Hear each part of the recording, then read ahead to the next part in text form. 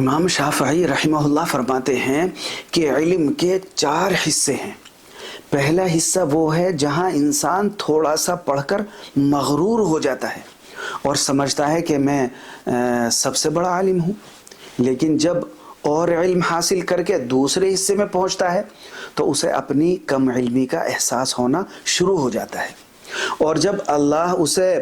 اور علم حاصل کرنے کی توفیق دے اور وہ تیسرے حصے میں داخل ہو جائے